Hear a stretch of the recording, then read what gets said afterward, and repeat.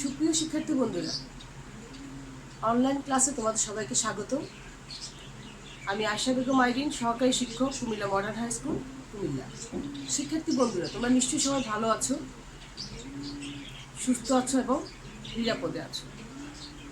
আজ আমি নবম ও দশম শ্রেণীর বাংলাদেশ ও বিশ্ব পরিচয় বিষয়ের একাদশ অধ্যায় জাতীয় সম্পদ ও অর্থনৈতিক ব্যবস্থা, এই অধ্যায়টি নিয়ে আলোচনা করব। আর এই অধ্যায়টি আমি জাতীয় সম্পদের ধারণা, জাতীয় সম্পদ সংরক্ষণ ও অপচয় এবং বিভিন্ন অর্থনৈতিক ব্যবস্থাগুলো নিয়ে আলোচনা করব। জাতীয় সম্পদ ও অর্থনৈতিক ব্যবস্থা। এখন জাতীয় সম্পদ কি? হ্যাঁ, জাতীয় সম্পদ আলোচনা করার আগে আমাদের সম্পদ কি এটা আগে আলোচনা করা উচিত। এখন জাতীয় সম্পদ হলো সাধারণত জমিজমা, ঘর বাড়ি, তারপর নানা রকম প্রয়োজনীয় স্থায়ী দ্রব্য, সামগ্রী, স্বর্ণরূপ প্রভৃতিকে আমরা সম্পদ বলে থাকি। এখন এই সম্পদগুলি মানে আমাদের ব্যক্তিগত হতে পারে, সমষ্টিগত হতে পারে, জাতীয় হতে পারে, তারপরে আবার মানে একান্ত ব্যক্তিগত হতে পারে। এখন আসো, অর্থনৈতিক ব্যবস্থাটা কি? অর্থনৈতিক ব্যবস্থা যে পদ্ধতি, প্রক্রিয়া এবং নিয়ম নীতির আওতায় কোনো দেশের অর্থনীতি পরিচালিত হয় তাই হলো অর্থনৈতিক ব্যবস্থা। এখন কোনো দেশের সমৃদ্ধি নির্ভর করে সেই দেশের জাতীয় সম্পদ ও পরিমাপের উপর। যে দেশ জাতীয় সম্পদে যত সমৃদ্ধ, সেই দেশের উন্নতির সম্ভাবনা তত বেশি। এখন আমাদের এই পর্যায়ে আমরা মানে জাতীয় সম্পদের ধারণা সম্পর্কে আমরা আলোচনা করব।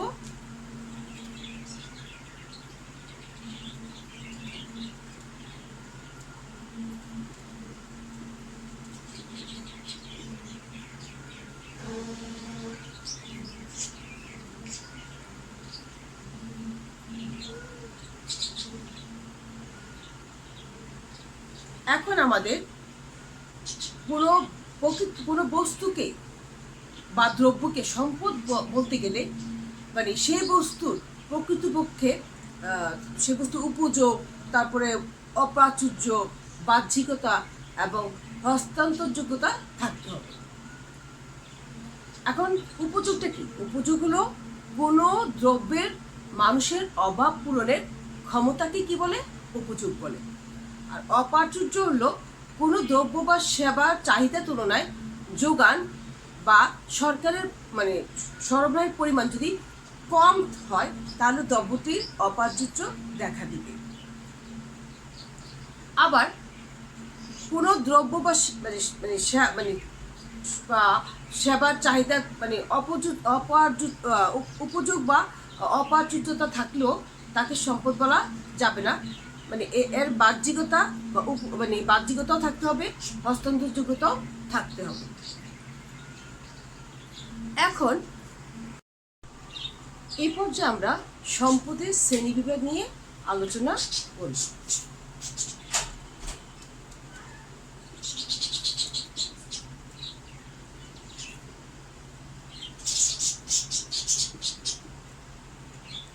সম্পদকে সাধারণত 5 ভাগে ভাগ করা যায়: ব্যক্তিগত, একান্ত ব্যক্তিগত, সমষ্টিগত, তারপরে জাতীয় এবং আন্তর্জাতিক।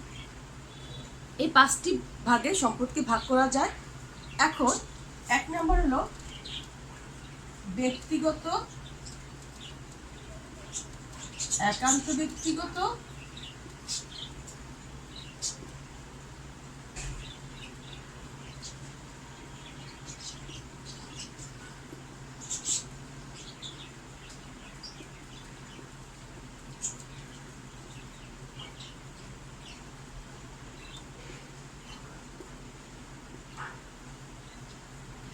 আন্তর্জাতিক। এখন ব্যক্তিগত মালিকাধীন জায়গা, জমি, বাড়িঘর, কলকারখানা, তারপর অর্থ সম্পদ, গাড়ি, দ্রব্য সামগ্রী ইত্যাদি হলো ব্যক্তিগত সম্পদ। আবার আছে নিজস্ব সম্পত্তি, তারপরে ব্যক্তির দক্ষতা, হ্যাঁ, তারপর নিজস্ব প্রতিভা, ব্যক্তির দক্ষতা, তারপর জ্ঞান, হ্যাঁ, এগুলি হলো কি একান্তই নিজের। হ্যাঁ, এগুলি কি এই যে এগুলি হস্তান্তরযোগ্য নয়। হ্যাঁ, কিন্তু ব্যক্তি এগুলো ব্যবহার করে সম্পদ সৃষ্টি করতে পারে। তাই এই সম্পদগুলো হলো একান্ত ব্যক্তিগত।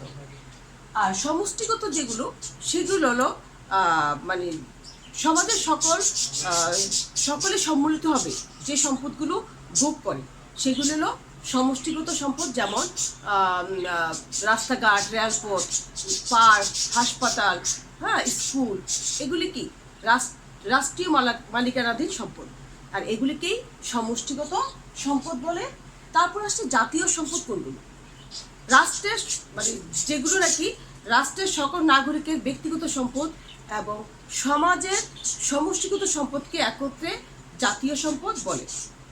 যেমন উদ্ভাবনী শক্তি, প্রযুক্তিগত জ্ঞান, হ্যাঁ, এগুলি হলো আমাদের জাতীয় সম্পদ। তারপর আছে আন্তর্জাতিক। কোনো সম্পদ আছে যা বিশ্বের কোনো রাষ্ট্রের মালিকানাধীন নয়, বিশ্বের সকলেই, হ্যাঁ, সেই সম্পদগুলো ভোগ করার অধিকার রয়েছে, সেগুলিকে বলে আন্তর্জাতিক সম্পদ। যেমন মহাসাগর, সাগর, বৈজ্ঞানিক আবিষ্কার, প্রযুক্তি, এগুলিকে আমরা কি বলবো? আন্তর্জাতিক সম্পদ বলে থাকি। এবার সম্পদের উৎস।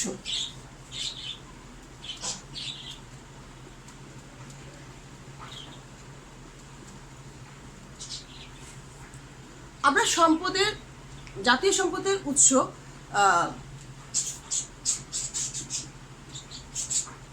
জাতীয় সম্পদের উৎসকে আমরা প্রধানত দুটি ভাগে ভাগ করে, উৎস প্রধানত দুভাগে বিভক্ত বা দু প্রকার। একটা হলো প্রকৃতি প্রদত্ত সম্পদ এবং আরেকটি হলো মানব সৃষ্ট সম্পদ।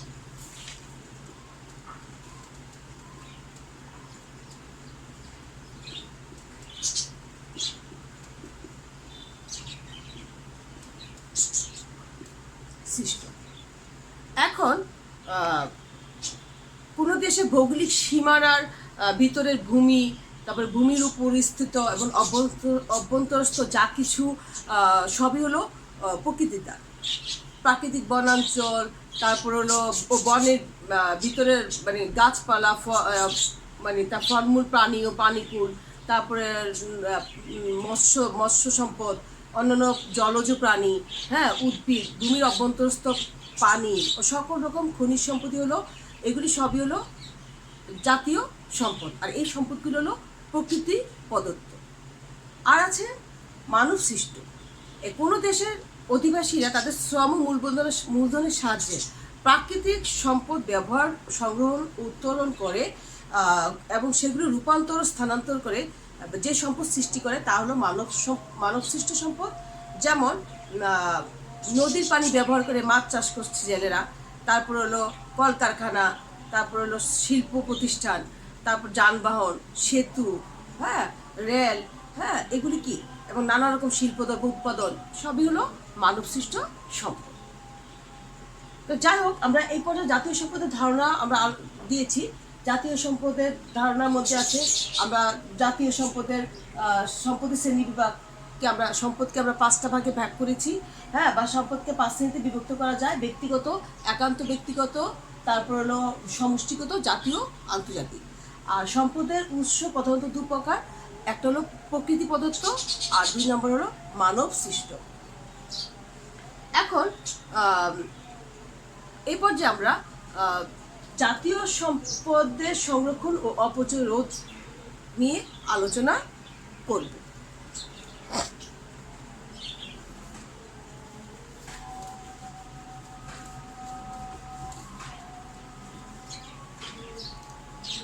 জাতীয় সম্পদ সংরক্ষণ, অপচয়। এখন সংরক্ষণ বলতে আমরা কি বুঝি? সংরক্ষণ অর্থ বিশেষভাবে রক্ষণাবেক্ষণ ও তত্ত্বাবধান। এখন একটি দেশের সকল নাগরিকের ব্যক্তিগত সম্পদ ও সমষ্টিগত সম্পদ একত্রে হলো জাতীয় সম্পদ। আর তাই জাতীয় সম্পদ সংরক্ষণ বলতে গেলে ব্যক্তিগত সম্পদ মানে জাতীয় সমষ্টিগত সম্পদ এবং এবং ব্যক্তিগত সম্পদ দুটো সম্পত্তি সংরক্ষণকে বোঝায়। এখন ব্যক্তিগত সম্পদ কোনগুলো?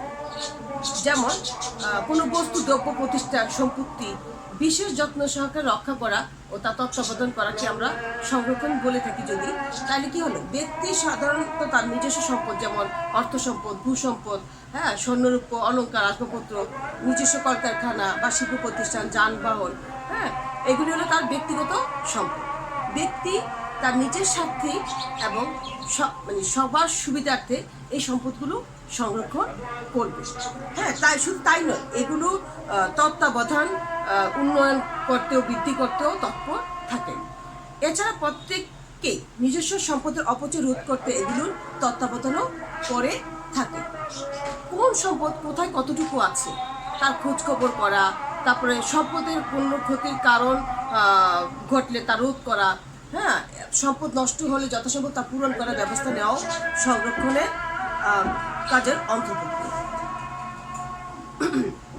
তাহলে ব্যক্তি তার কি নিজস্ব সম্পদ অযথা ব্যয় না করে বা অপচয় না করে, হ্যাঁ, প্রয়োজন মতো সেগুলি ব্যবহার করবে এবং সংরক্ষণ করবে, হ্যাঁ, এবং সেগুলি যাতে নষ্ট না হয় সেদিকে সবসময় খেয়াল রাখবে। আর এখন আছে সমষ্টিগত সম্পদ। সমষ্টি সম্পদ হলো রাস্তাঘাট, রেল, সেতু, তারপর বিদ্যালয়, রাষ্ট্রীয় মালিকাধীন বিভিন্ন প্রতিষ্ঠান, কলকারখানা, তারপরে ট্রেন, জাহাজ, বিমান, হ্যাঁ, ও কলকারখানা, মৎস্য প্রতিষ্ঠান, এই সবগুলো হলো কি সমষ্টিগত সম্পদ। জনগণ এগুলো ব্যবহার করে ও ভোগ করে, আর এগুলো পরিকল্পিত ব্যবহারের মাধ্যমে রাষ্ট্র জনগণের সার্বিক উন্নয়ন ও কল্যাণের ব্যবস্থা করে। তাই এসব সমষ্টিগত সম্পদ সংরক্ষণে প্রতিটি নাগরিকেরই বিশেষ যত্নবান হওয়া প্রয়োজন। এছাড়া সমষ্টিগত সম্পদের দায়িত্বপ্রাপ্ত সংস্থা বা প্রতিষ্ঠানের যথাযথভাবে তার দায়িত্ব পালনও করা আবশ্যক। এখন এই জাতীয় সম্পদ মানে সম্পদের সংরক্ষণ ও অপচয় রোধে আমাদের কিছু করণীয় রয়েছে। এই পর্যায়ে আমরা এগুলি নিয়ে আলোচনা করব।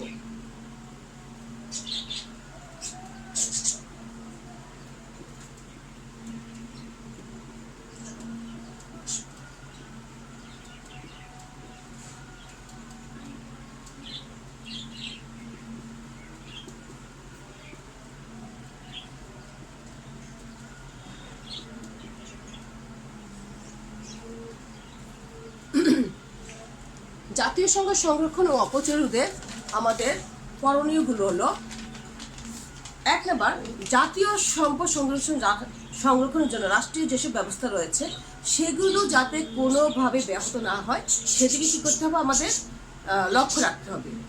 আর কোনো ভবন, গুরুত্বপূর্ণ স্থাপনা বা সেতু, এগুলো রক্ষণাবেক্ষণের জন্য কী থাকে, নিরাপত্তা রক্ষী থাকে।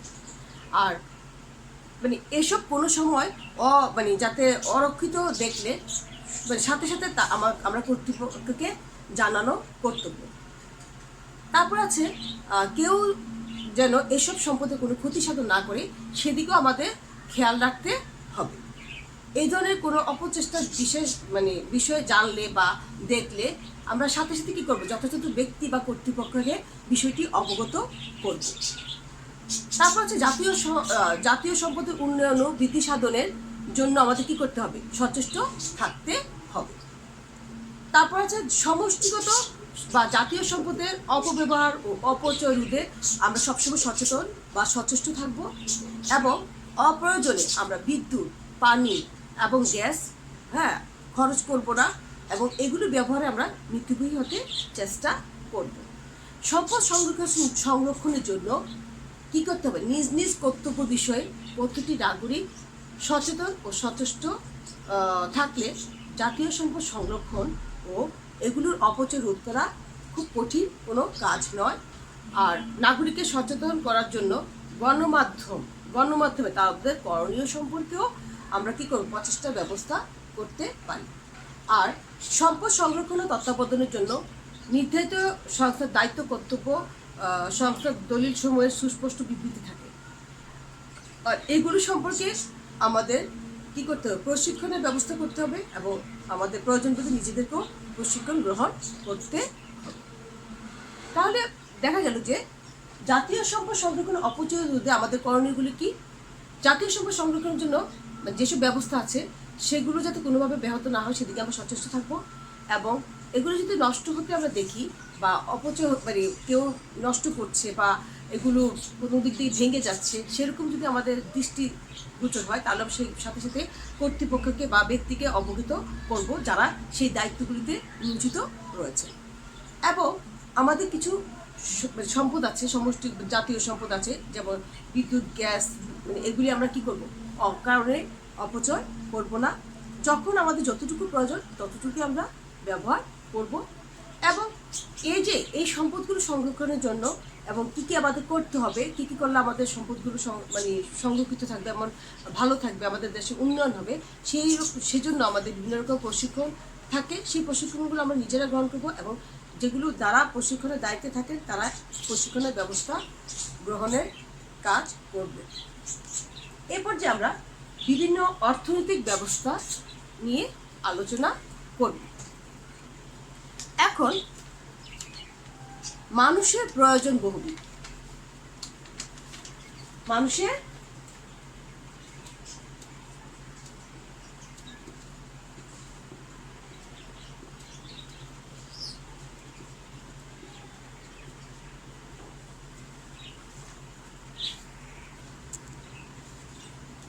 তাহলে বিভিন্ন অর্থনৈতিক ব্যবস্থা। মানুষের প্রয়োজন বহুবিধ। বেঁচে থাকার জন্য আমাদের 5টি মৌলিক জায়গা খুবই প্রয়োজনীয়, যেমন খাদ্য, বস্ত্র, চিকিৎসা, স্বাস্থ্য। হ্যাঁ, তার আরও বেঁচে থাকার জন্য আরও প্রয়োজন কি?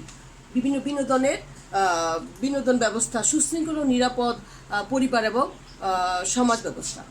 এইসব প্রয়োজন থেকে কি হয়? অভাবের সৃষ্টি হয়। সম্পদ সবসময় কি? অপ্রতুল। আর অভাব পূরণের জন্য মানুষ চেষ্টা করে এবং কি করে? মানুষ উৎপাদন করে। উৎপাদন হলো কি? উৎপাদন হলো দ্রব্য ও সম্পদের এক অবস্থা থেকে অন্য অবস্থায় রূপান্তর। যেমন আমরা কি করি?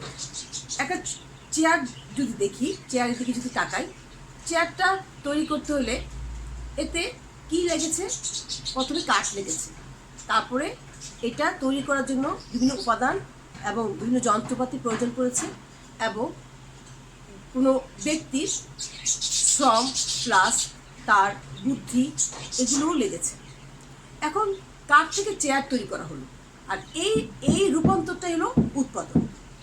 এখন উৎপাদনের জন্য 4টি উপাদান আবশ্যক: ভূমি, শ্রম, মূলধন ও সংগঠন।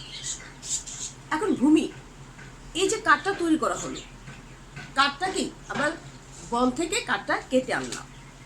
এই যে বন থেকে কেটে আনলাম, সাধারণত ভূমি বলতে জমি বোঝায়, কিন্তু অর্থনীতিতে ভূমি বলতে সকল প্রাকৃতিক সম্পদ, যেমন জমির উপস্থিত এবং অভ্যন্তরে সকল কিছুকেই বোঝায়। তারপর আছে কি? এই যে আমাদের উৎপাদনের জন্য আমাদের কয়টা উপাদান লাগে? 4টা উপাদান। উৎপাদনের জন্য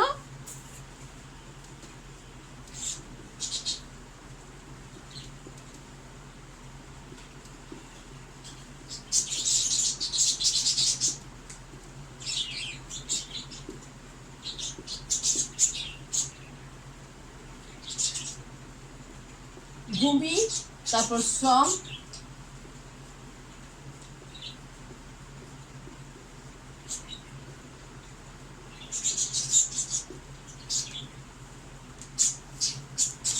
এখন শ্রমটা কি? উৎপাদন কাজে ব্যবহারযোগ্য মানুষের শারীরিক ও মানসিক কর্মকাণ্ডকে আমরা কি বলি? শ্রম বলে থাকি। যেমন এই যে চেয়ারটা তৈরি করার জন্য এই যে বিভিন্ন রকম যন্ত্রপাতি জোগাড় করে আনতে হলো এবং বিভিন্ন রকম উপকরণ তৈরি করতে হলো এবং বন থেকে কাঠটা কাটলো, এতে করে কি হলো? যে তৈরি করলো তাকে অনেক সময় দিতে হলো এবং অনেক শ্রমও দিতে হলো। এইটাই হলো শ্রম। আর মূলধন, উৎপাদিত উপাদানকেই মূলধন বলে। যেমন এই যে চেয়ারটা মূলধন হলো সেই ধরনের সম্পদ যা সরাসরি ভোগ করা হয় না, কিন্তু যা কাজে লাগিয়ে অধিকতর উৎপাদন করা যায়। যেমন আমরা যে চেয়ারটা তৈরি করেছি, চেয়ারটা তৈরি করতে কি লেগেছে? বিভিন্ন যন্ত্রপাতি লেগেছে, কলকারখানা লেগেছে, উৎপাদন কাজে ব্যবহৃত মানে অর্থও লেগেছে, তারপরে আবার শ্রমও লেগেছে। আর সংগঠন উৎপাদনের 3টি উপকরণ, যত ভূমি, শ্রম, মূলধন, হ্যাঁ, মূলধনকে সমন্বিত করে উৎপাদন কার্য পরিচালনা ও সম্পাদনা করাকেই বলে সংগঠন। আর যিনি এই সংগঠনটা করেন তাকে বলা হয় সংগঠক বা উদ্যোক্তা। এখন তাহলে কি দেখা গেল? এই যে চেয়ারের জন্য কাঠ সংগ্রহ হয় ভূমি থেকে, কাঠ সংগ্রহের জন্য আবার অর্থ এবং কাঠকে চেয়ারে রূপান্তরের জন্য যন্ত্রপাতি ও অন্যান্য উপকরণ প্রয়োজন। এই অর্থ ও যন্ত্রপাতি আমাদের কি মূলধন। এইসব প্রয়োজন আর এরপরে প্রয়োজন কি? শ্রমিক বা কারিগর, হ্যাঁ, কি যিনি যন্ত্রপাতি ও নিজ শ্রমের সাহায্যে কাঠ থেকে চেয়ারটা তৈরি করেছেন।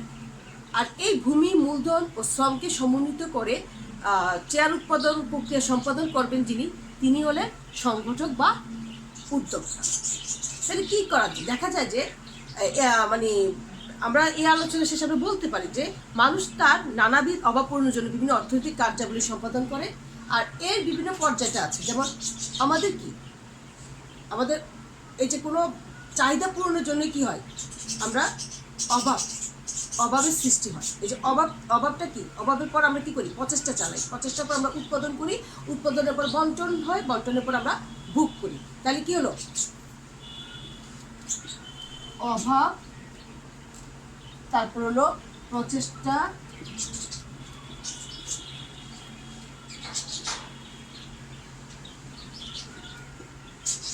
উৎপাদন,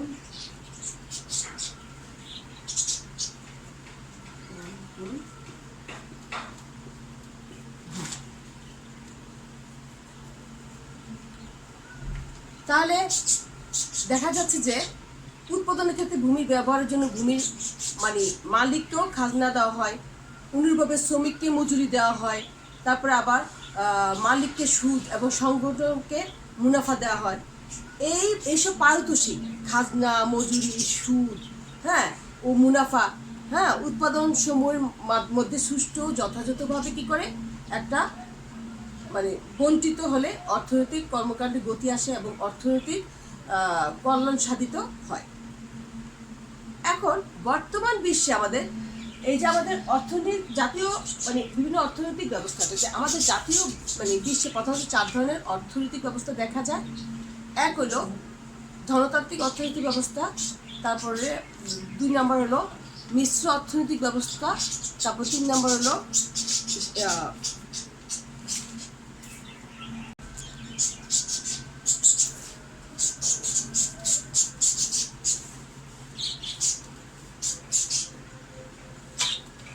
তাহলে আমাদের বর্তমান বিশ্বে 4 ধরনের অর্থনৈতিক ব্যবস্থা দেখা যায়। 1 নম্বর হলো ধনতান্ত্রিক অর্থনৈতিক ব্যবস্থা, সমাজতান্ত্রিক অর্থনৈতিক ব্যবস্থা, মিশ্র অর্থনৈতিক ব্যবস্থা, 4 হলো ইসলামী অর্থনৈতিক ব্যবস্থা। এই 4 অর্থনৈতিক ব্যবস্থাটা আমরা পরবর্তী ক্লাসে আলোচনা করব। তো শিক্ষার্থী বন্ধুরা, আজ আমি যতটুকু আলোচনা করেছি আশা করি তোমরা সবাই বুঝতে পেরেছো, এবং তোমরা তারপরে তোমার বাসায় একটু যতটুকুই আলোচনা করেছি তোমরা বাসায় একটু দেখবে যে তোমাদের মানে যতটুকু বুঝতে অসুবিধা হয়েছে বাকিটুকু তোমাদের সমস্যার সমাধান হয়ে যাবে। আর 2 দিন পরে আমাদের পরীক্ষা। আশা করবো তোমরা বাসার মধ্যে একটু মনোযোগ সহকারে পড়বে, হ্যাঁ, এবং ভালোভাবে পরীক্ষা অংশগ্রহণ করবে, এবং সবাই ঘর থেকে বের হবে না, সুস্থ থাকতে চেষ্টা করবে। আজ এই পর্যন্তই। আল্লাহ হাফিজ।